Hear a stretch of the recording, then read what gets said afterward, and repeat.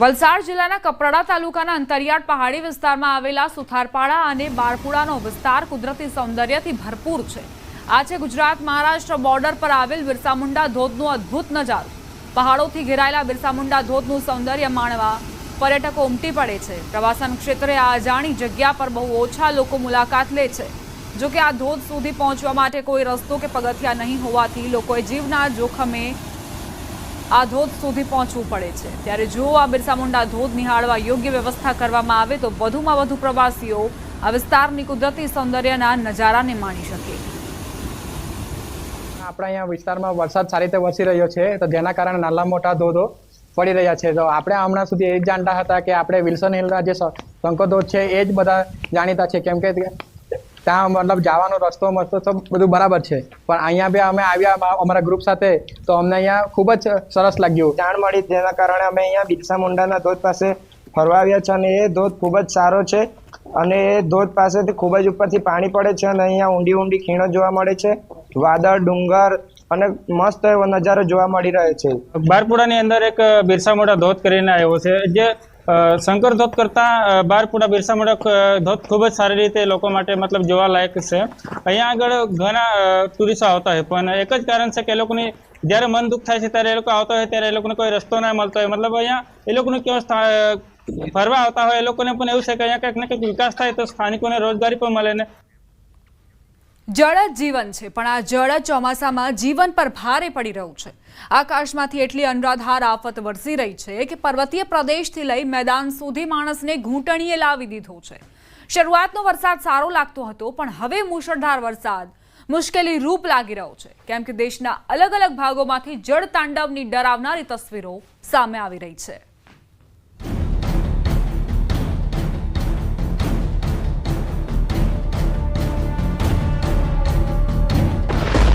आफत आसमानी,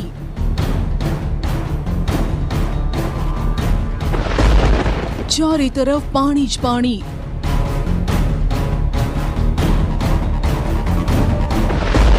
राजस्थान थी उत्तर प्रदेश पानीनो प्रचंड प्रहार।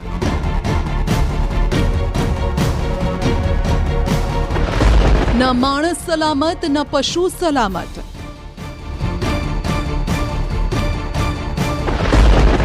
આકાશમાંથી વરસી રહ્યું છે મોત।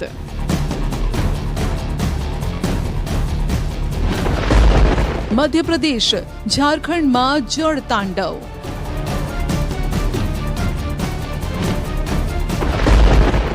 અડધા ભારતમાં મેઘ કહેર।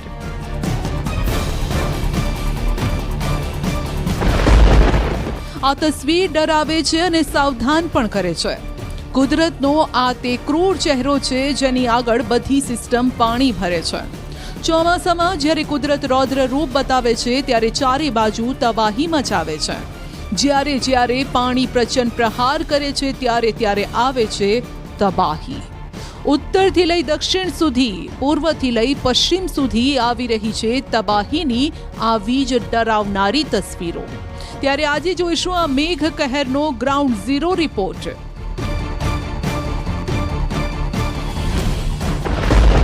નદીઓનું રૌદ્ર સ્વરૂપ અને ડૂબી ગયા કિનારા।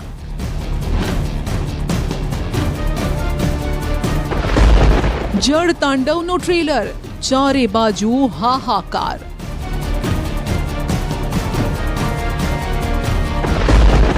પર્વતો પર વરસાદ બાદ ભૂસ્ખલનથી મચી ગઈ તબાહી।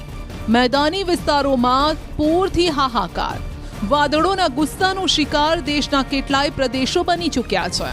ચારે તરફ જળ પ્રહાર જ જોવા મળી રહ્યો છે।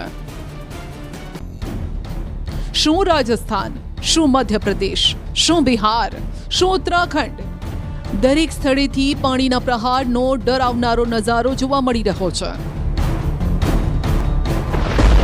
પાણીના પ્રવાહમાં તણાઈ ગાયો। રાજસ્થાનના નિવાડીથી ડરાવનારા દ્રશ્યો સામે આવ્યા। જુઓ આ ગાયોને જે આ નાળાના પાણીના પ્રવાહને પાર કરવાનો પ્રયાસ કરે છે। પહેલા એક ગાય આગળ વધી અને પાછળ બીજી ગાય પણ આવી રહી છે, પણ પાણીનો આ પ્રચંડ પ્રવાહને પાર કરવો આ ગાયોને ભારે પડ્યો। જો એક પછી એક કેવી રીતે આ ગાયો પાણીમાં તરવા લાગી અને તણાવવા લાગી। અડધા ડઝનથી વધુ ગાયો આ રીતે પાણીનો પ્રવાહ પસાર કરતા સમયે તણાઈ ગઈ. જો કે કિનારે ઊભેલા લોકોએ પાણીમાં તણાતી ગાયોને બચાવવાનો પ્રયાસ કર્યો. કેટલીક ગાયોને શિંગડાથી ખેંચીને બહાર કાઢવામાં આવી, જ્યારે કે કેટલીક ગાયો આગળ તણાઈ અને ત્યાંથી બહાર પણ નીકળી ગઈ. દુકાન થઈ ગઈ ધરાશાયી. જોધપુર જિલ્લાથી પણ ડરાવનારી તસવીરો સામે આવી. 2 દિવસથી અહીં સતત વરસાદ વરસી રહ્યો છે. જોધપુરમાં 2 દિવસ પહેલા એક મકાનની દિવાલ ધરાશાયી થવાના સીસીટીવી સામે આવ્યા, ત્યારે હવે એક દુકાન ધરાશાયી થઈ હોવાનો વિડીયો પણ સામે આવ્યો.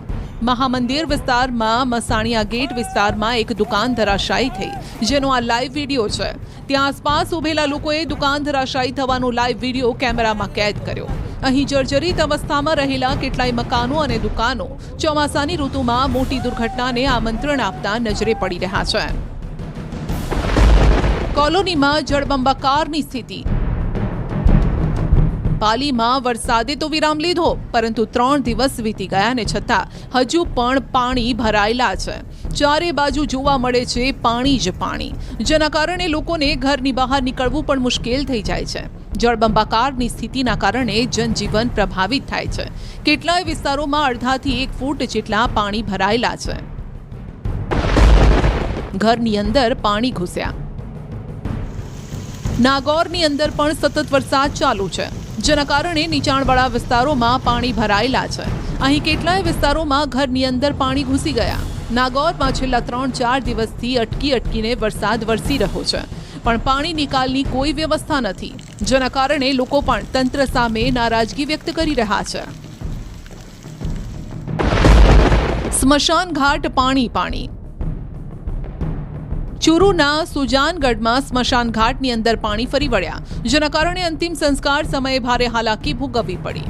અહીં લોકોની હાલાકી દૂર કરવા માટે હંગામી ધોરણે પુલનું નિર્માણ કરવામાં આવ્યું. પુલ પરથી લોકો મૃતદેહને અંતિમ સંસ્કાર માટે લઈ જતા નજરે પડ્યા. પાણીના પ્રચંડ પ્રવાહમાં ફસાઈ જિંદગી.